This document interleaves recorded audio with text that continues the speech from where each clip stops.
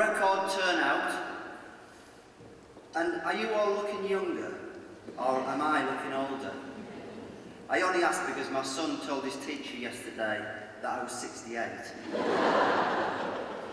I was taller than Terry when I started this job. I want to start by saying thank you. Thank you for an amazing team effort to tackle the recession.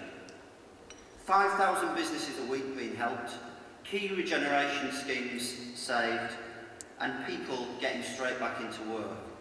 A clear plan in place to help the region out of recession. Tourism's booming. Construction teams are laying pipes for superfast broadband in South Yorkshire, and Lloyds see the 16,000 Halifax employees as a commercial asset. And Scarborough beats Valencia and 53 other regions to win European Enterprise Capital, a project involving every YF directorate. Thank you for another year when we hit our financial and output targets with another bullseye. Yet again, we took on extra responsibilities and some great people on Train to Gain, Europe, regional policy and transport. We've saved a third of the cost through finance, IT, HR, working with central teams, and delivered another £5 million of savings for the taxpayer. You don't see that headlined in the Yorkshire Post, unfortunately. And we achieved and sustained, from a standing start, 93% of undisputed invoices paid to businesses within 10 working days.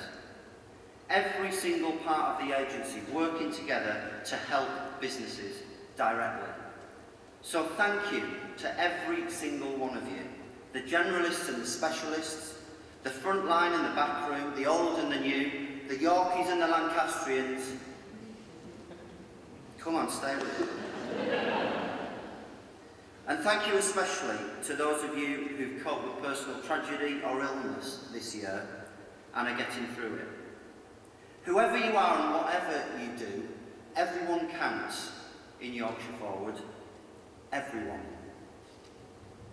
And I don't say this for effect. I say it because I believe it. I've still got the same group of friends I had at school. They haven't shaken me off yet. Our one unwritten rule is that no one's better than anyone else. Whatever you earn, wherever you work, whatever you drink, which was handy for me, because I wasn't as good as them at drinking. And I think I get this way of looking at life from my dad, who was the sort of person who would see the good in everyone. He befriended Northallerton characters that other people would cross the road to avoid, which made our upbringing quite interesting. So he liked the Grey Shadow, a local character, who collected tab ends along the high street so that he could roll his own. Very good strategy in a recession. Until one day, he set light to his jacket because one of them was still alight. And sticking with the pyrotechnics, another character was a guy called Old Sess. You've got to get yourself in the Northallerton mindset here. Old Sess, who, this is a true story, he set his hair alight trying to keep warm by putting his head under the grill. He chopped up the back door to make firewood to keep the house warm. A bit like abolishing RDAs, I'd say. My dad was a careers advisor and he had some pretty unorthodox teaching methods. Ofsted would have loved his tutorials in the pub. And he was once trying to teach fractions to a group of prisoners in Middlesbrough in the 70s. He tried everything and they just couldn't get it. So in desperation he said, right, I've got a tenner, I put it on the 5-2 favourite at Redcar and it wins. How much do I get back? A forest of hands go up. And a voice from the back says, with or without tax, sir. Learning pays, you see. So, I don't think I'm better than any of you because I'm chief exec. I, as you know, value your opinions. I want to hear them. On the blog, at the one-to-ones, at the road shows, even on Twitter, if you want. And what I expect in return is that when we take decisions, as we have to, that you move on to the next issue, where if you've lost on the last one, you may well win on the next. And just as I respect everyone in the agency, so do you. Even when you think that the job they're doing is incredibly frustrating for you to achieve your goals, because they are there deliberately to try and help us work as a team. The only way you get true teamwork and high performance is that foundation of mutual respect, and that's what we need, that Team Yorkshire Forward effort, which is needed now more than ever. The current climate we're working in is without doubt the hardest we've ever encountered.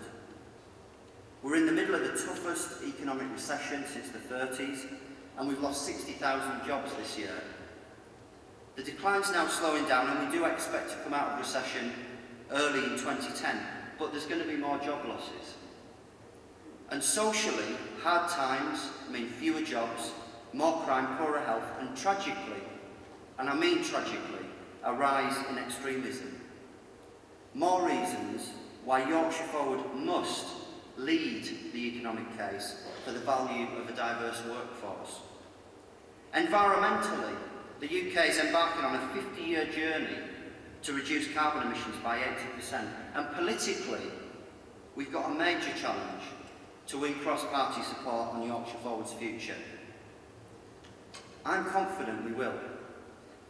We've got great support from the current Labour government, especially our excellent ministers, Rosie Winterton and Ed Balls, who's on his way, I hear.